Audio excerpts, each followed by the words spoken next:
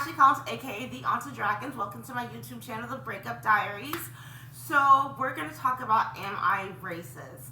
I find it fascinating that a lot of people refuse to review this film because, and it's like, this film is like Borat, in a way, and it honestly exposes how people are making money based off of this race grifting, which I think it shouldn't be funny. It shouldn't be humorous. When I first saw the trailer, I was like, oh my god, this is going to be so very dramatic. Am I Racist is a film from the Daily Wire starring Matt Walsh. As I said, he's playing like a Borat-ish type of character, exposing these race grifters who make money off of you saying, oh, I'm inherently racist and I need to like be forgiven. You know, it reminds me of like, can you imagine, can you imagine if they charged you to go to church and as you're confessing your sins, they say, okay, that'll be $1,000 now, that'll be $10,000 now, and you are forgiven. And yet they people still buy into this. There's like a race to the table with these white women. Oh my god, I was talking to a friend the other day, and I was saying if one more white person messages me saying how like you should feel sorry about yourself, you should feel bad, and you deserve reparations. I don't deserve anything. I need to work harder. I need to vacuum. You know, like I need to go do laundry. You know, like, I need to go to work and be an upstanding citizen of society. So, I mean, obviously, I don't work for the Daily Wire. Cough, I'd love to. But, I did apply. I've been applying to places, and it's not working out, y'all. It sucks. But anyway, I'm gonna still try, though. I'm still trying. But, it exposes, and it says on a dollar sign whenever he's interviewing people how much it costs to talk to them. Just to talk to you. I mean, I'd love to sit down with the president. I would, but I'm not going to pay to sit down with you. I love Brad Pitt, but I'm not paying to see Brad Pitt. Oh my gosh, one of my friends, she wants to go to the Nicki Minaj concert. Don't quote me on Nicki Minaj. But, I looked at the ticket prices, and I'm like, I'm trying to buy a car. I know that, like, maybe it's just because I'm getting older, but, like, some things I'm just like, that's unnecessary. $300, I don't even really like her music. But, am I racist? 9 out of 10 recommend. Like I said, I don't know the behind the scenes, so I don't know if they were intentionally trying to make it humorous, but it's extremely humorous, and it's very telling how race baiting is going to continue. I get a lot of it online. In real life, I get it primarily from black people. There is this one guy at the bus stop that I go to. He holds the bus for me whenever I'm running late. Really awesome guy. But like, he'll say some things, and I think he's slowly starting to like wake up to the race baiting that they're doing to him, because an incident happened to him at work, and I just shut up and listen. I don't try to preach to anyone, but just shut up and listen. And I think that's what this film is doing. Shut up and listen, and you expose yourself, or you realize that the main point of life is just to be a good human. That's it. I don't know why I wrote that down. I wrote down, this is an airport. You don't have to respond when you need to leave. I don't know why I wrote that down. Oh yeah, applying to be a film critic. Shills need not apply. That's a nice respond. Okay, so let's talk about this. Whatever. Diddy. It's alarming to me, the amount of people who are defending him. These freak parties. I don't want to talk about this, but let's go ahead and talk about it. Don't look at my fat.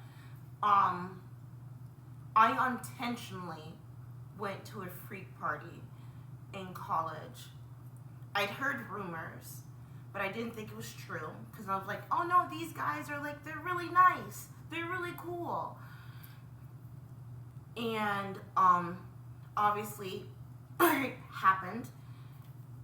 And you know it was a fraternity party. You already could have assumed that it was that event.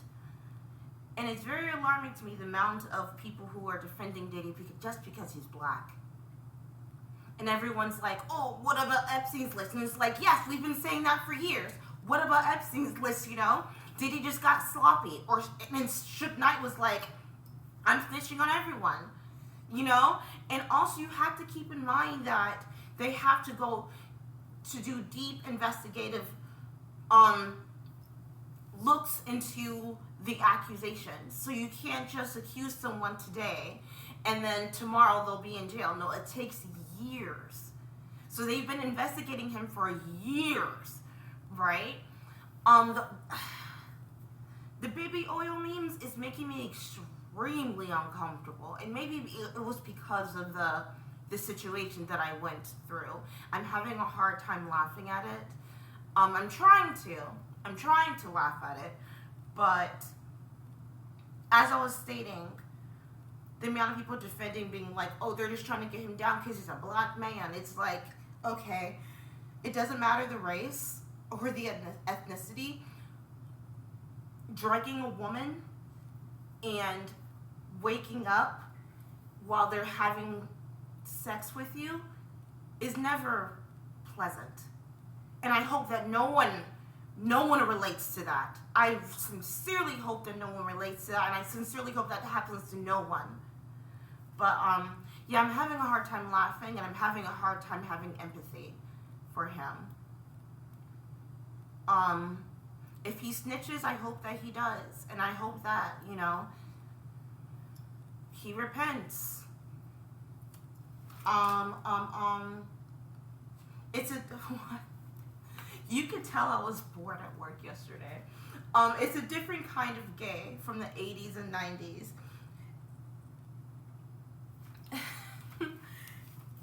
That's true.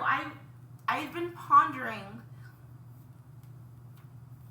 because I have a lot of gay friends, right? I mean, theater, duh, right? Every other person is gay, right? And it does feel like it is an extremely different kind of gay from back in the day. I was talking to my boyfriend today, saying how, what was the show or the movie? Agatha All Along. I'm not going to watch it. I'm not going to review it. I will if you pay me.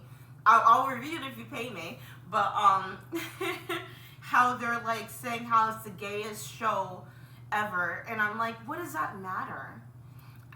Can you imagine?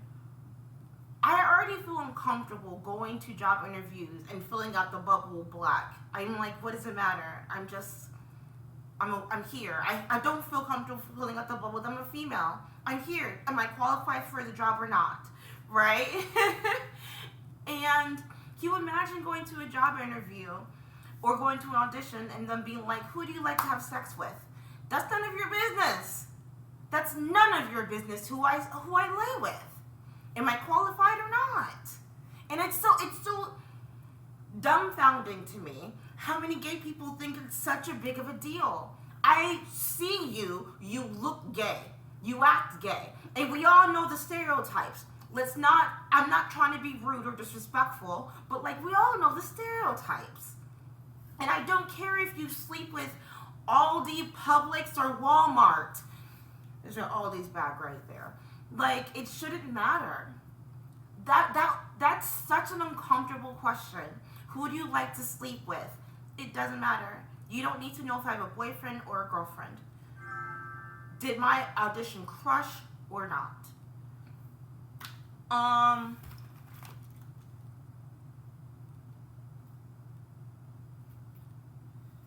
Hold on. Why did I write that down? Switz, Tina Turner, normal human. I don't know why I wrote that down, but I did. You're a loaded gun at all times. You have to point it in the right directions. I'm kind of getting tired of hate listening. You've probably never heard that phrase before, where you hear something repeatedly that's so negative that it kind of like, you kind of become addicted to it and you have to reply to it, but you don't have to, like it's not mandatory. But I want to go back to, I was listening to something about the best Jim Carrey films and how the 90s had the best films. Why can't we just go back to that? You always constantly say this film is not meant for you, it's meant for me. That's not the point of art. That's so selfish and so vain. And if, as someone who's currently writing a book right now, hopefully I'll get it finished, the book is not about me anymore. The book is for someone who needs comfort or needs escapism. That's what art is about. Or just needs a laugh. My book's not funny. I mean, if you find it funny, that's fine. Be a problem solver. That's the intent of art. And that's it. I have to go do laundry. Don't look at the background. I have to do some cleaning. Why are there roaches? I swear to God, I clean every weekend. Why do we have roaches? Because you live in Florida, Ashley. When I'm not leaving. Either the roaches leave or I do. Okay, that's it. Thank you. Bye. Let me know what you think of the movie.